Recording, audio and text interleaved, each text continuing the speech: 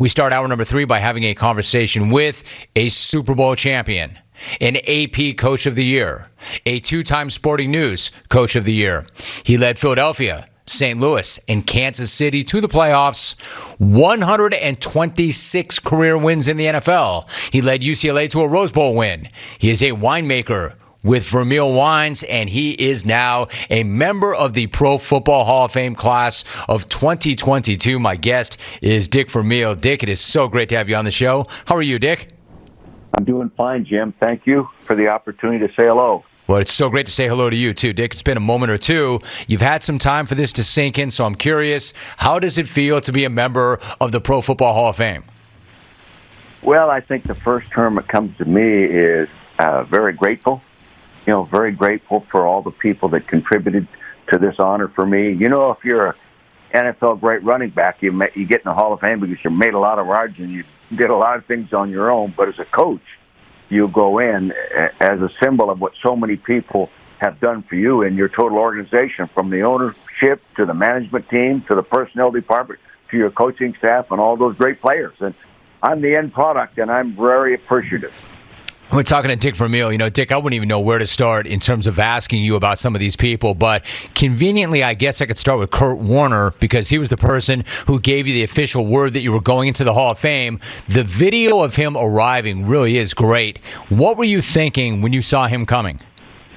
Well, I went out to greet a UPS driver, okay? Right. I had no idea he was coming. I heard the driveway buzzer go off, so I went out. I said to myself, who in the heck is coming this early? It must be UPS. So I walked out, and there's Kurt Warner walking through the woods, and didn't even come down the deck. He walked through the woods with a camera crew, and right away I said, oh, this is the way they're telling me I made it.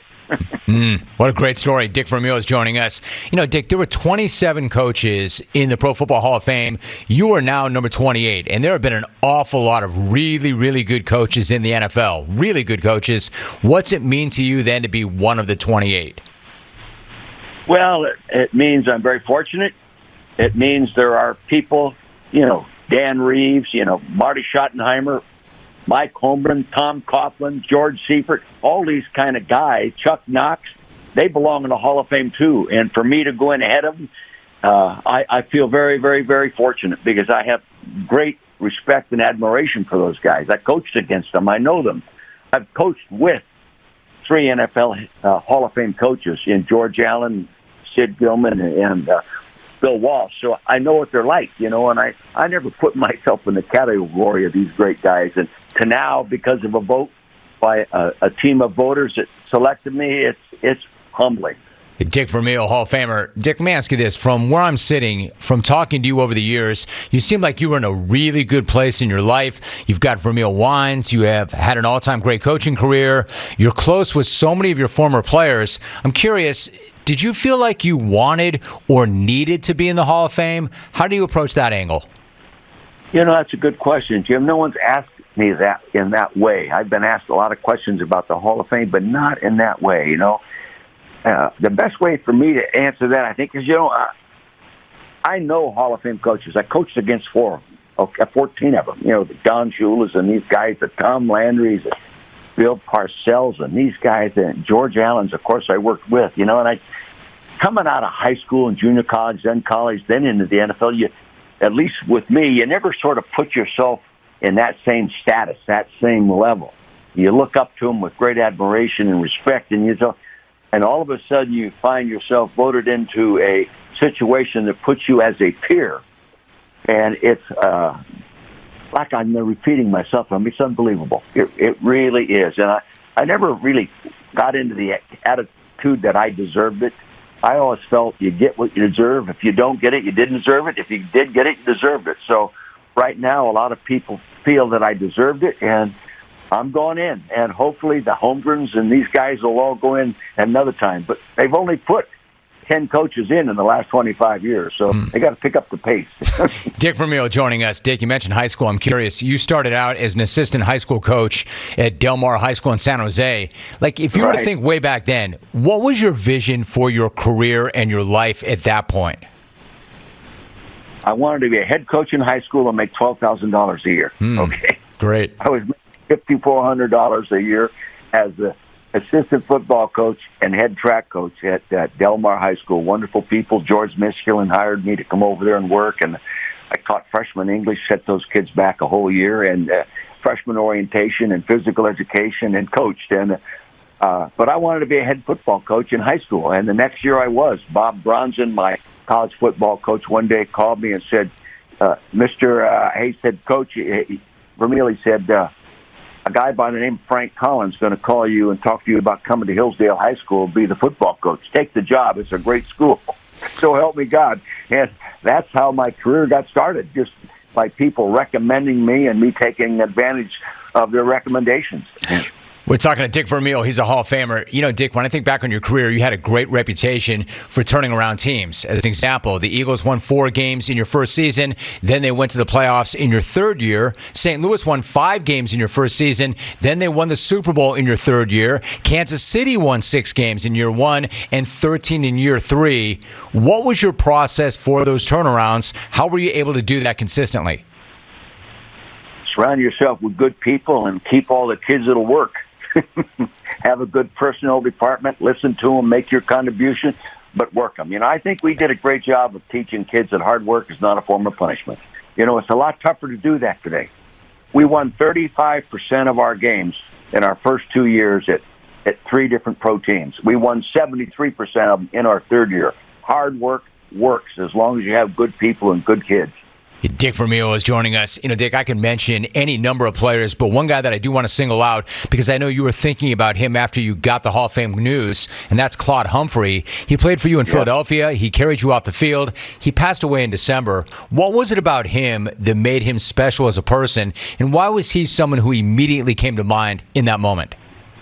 Well, he came to us at the end of his career after retiring, and because I had Marion Campbell on my staff who had coached him in Atlanta. He came out of respect for Marion. We brought him out of retirement, and he was such a great example of what a true pro football player was all about. You talk about work. I can remember going to him and saying, Claude, you know, you're the older guy on this roster right now, and if you'd like to take the striders off after practice or cut a little off practice tomorrow, he would say, Coach, if the rest of the team's doing it, I'm doing it. Not only would he do it, he would set the tempo to do it. He didn't use his age or the many a seasons as he played for an excuse to practice light on Monday, Tuesday, Wednesday, and play well on Sunday. That was not him, and I just admired him, and we developed a very close relationship. I had talked to him a few weeks before his passing, and he was a big advocate for me to get in the Hall. These guys that are in the Hall have a voice, and he and Willie Rope and Will Shields and Kurt and some of these guys were advocates for me, and just, you know, he told me he was going to be there. He says, Coach, he's on dialysis, and he says, I'm on dialysis, but I will find a way to be there when you go in. Well, God bless him. He'll be there in spirit. I wished he'd have been there physically because he was a great man. You bet. Dick Vermeil is joining us. You know, Dick, you talk about the guys who were not in. I'm curious, I've spoken to Torrey Holt a number of times over the years about his Hall of Fame candidacy. What would it mean to you to see Torrey get in?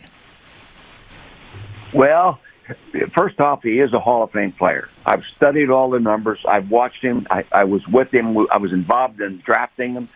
And first thing it would mean, if he goes in the Hall of Fame, which he will, just in time, then 2 of my 3 first-round picks at the Rams are in the Hall of Fame. Okay?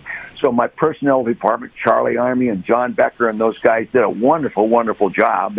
But Torrey is truly a gifted player in retirement. I mean, he's done what it has to be done to be a Hall of Fame wide receiver, and sooner or later it's going to happen. But today there are so many people catching a lot of balls and all these kinds of things. But I think Torrey, with Mike Marks coaching the offense and Al Saunders and Jim Hampton and these guys, we were sort of on the forefront of exploiting great wide receivers like Isaac Brooks, who already went in, and soon Torrey Holt will go in. Yeah, I agree with you, Dick. I think he had a great career. I think the numbers back it up. I would love to see it, and I hope it's a matter of if or when as opposed to if. Before you go, Dick, you decided that you were going to go into the Hall of Fame as an Eagle. I would imagine that was not an easy decision to make, or maybe was it? Like, what was your decision-making process, and why did you choose the Eagles? Well, I coached there the longest. I coached there 7 years as their head coach. I live in the community. They've been very respectful to me all these years, out of coaching, then back into coaching. And I have many players that I coached for 7 years, even still living in the community there, and we get together, many times during the year and enjoy different things and events and meals and good glasses of wine. I just feel a little closer to that group, and that's where my family lives for the most part. So, I call Philadelphia my home. Dick, it's really quickly, it's such a tough business and can be so cutthroat, but you talked about some of the guys that you maintain relationships with. I don't know too many coaches that have the long-term relationships that you have with your players. Former players always say that you're one of their best friends. What do those relationships mean to you? Why are they so important? Well, I think first off, you got to be who you are. I became a sophisticated high school football coaching in the NFL. I just never changed. I enjoyed coaching high school football, junior college football, major college football, and I enjoyed the relationships the most. I let them get to know me, and I really got to know many of them. And so, and without them, I'm not in the Hall of Fame. I learned a long time ago, my third year as a head football coach in high school, Hillsdale High School. My first year, I was coach of the year, and we lost the championship game. I was 23 years old. The next year, we went undefeated and won the championship. The next year, we won 4 and lost 6, I think, because all my good players graduated. And that made me realize, players win games, not coaches. And it's your job as a coach to make sure you help each player be the best he can possibly be. And that was such a lesson for me. And I put the players number 1 and the coaches number 2 from that time on. I love it. He's a Super Bowl champ. He is a member of the Pro Football Hall of Fame class of 2022. Dick, congratulations. Thank you so much for spending time with us. Great to get caught up with you, Dick. Congrats. Yeah, thank you very much. I appreciate the opportunity.